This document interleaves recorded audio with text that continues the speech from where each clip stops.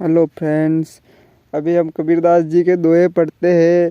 उनके दोहे बड़ी बड़ी बातों को कितनी सरल भाषा में उन दोहों में समझा रहे हैं। तो उनके दोहों को शुरू करते हैं।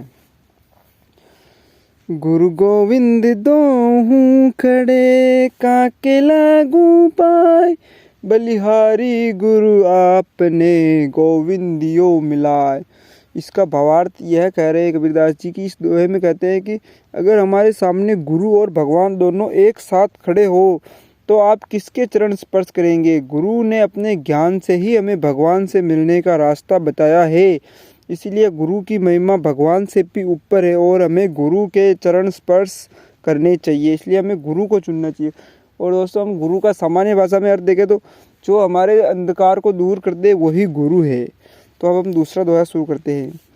यह तन विष की बेलरी, गुरु अमृत की खान, शीस दियो जो गुरु मिले तो भी सस्ता जान। इसमें यह कहते हैं कि यह जो शरीर है वो विष जहर से भरा हुआ है और गुरु अमृत की खान है। अगर अपना शीश या सर देने के बदले में आपको सच्चा गुरु मिले तो ये सौदा भी बहुत सस्ता है। यानी सच्चा गुरु यानी हमें ओम भगवान मिले हमें। सब धरती कागज करूं, लेखनी सब वनराज, सात समुंदर की मसी करूं, गुरु गुण लिखा न जाए। अगर मैं इस पूरी धरती के बराबर बड़ा कागज बनाऊं और दुनिया के सभी वृक्षों की कलम बना लूं और सात समुद्रों के बराबर शाही बना लूं तो भी गुरु के गुणों को लिखना संभव नहीं है। दोस्तों, यहाँ पर कबीरदास जी बार बार गुरु जी की महिमा का वर्णन कर रहे हैं। जो हमारे अंधकार को दूर कर दे वही है गुरु। तो अंधकार को दूर कौन कर सकता है? जो भगवान है वही कर सकते हैं। बड़ा भया तो क्या भया, जैसे पेड़ खजूर, पंक्ति को छाया नहीं, फल लगे अति दूर। कबीरदास जी कहते हैं कि खजूर का पेड़ बेशक बहुत बड़ा होता है लेकिन ना तो वो किसी को छाया देता है और फल भी बहुत दूर ऊंचाई पे लगते हैं। इसी तरह अगर आप और हम किसी का भला नहीं कर पा रहे हैं तो इससे बड़े होने से भी कोई फायदा नहीं है। इसमें यही समझा रहे हैं। दुख में सुमिरन सब करे, सुख में करे न कोई, जो सुख में सुमिरन करे तो दुख काहे का होय।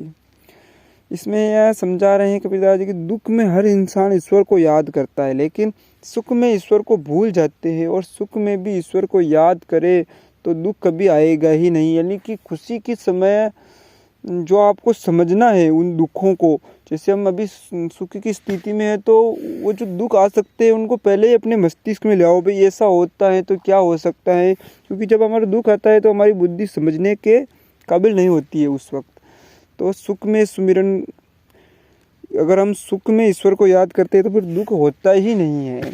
यह कह रहे, माटी कहे कुम्हार से, तू क्या रोंदे मोय, एक दिन ऐसा आएगा मैं रोंदूंगी तोय। जब कुम्हार बर्तन बनाने के लिए मिट्टी को रोंद रहा था तो मिट्टी कुम्हार से कहती है तू मुझे रोंद रहा है, एक दिन ऐसा आएगा जब तू इस मिट्टी में विलीन हो जाएगा और मैं तुझे रोंदूंगी। पानी तेरा बुदबुदा, असमानुष की आजा, देखत ही चुप जाएगा है जो सारा प्रभात। कबीरदास जी कहते हैं कि इंसान की इच्छा एक पानी के बुलबुले के समान है जो पल भर में बनती है और पल भर में ख़त्म हो जाती है। जिस दिन आपको सच्चे गुरु के दर्शन होंगे उस दिन ये सब मोह माया और सारा अंधकार छिप जाएगा। ये इच्छाओं के ऊपर कह रहे हैं। चलती देख के दिया कबीरा रोए, चलती चक्की देख के दिया कबीरा रोए, दो पाटन के बीच में साबुत बचा न कोई। चलती चक्की को देखकर कबीरदास जी के आंसू निकल आते हैं और कहते हैं कि चक्की के पाटों के बीच में कोई साबुत नहीं बचता, कोई अनाज।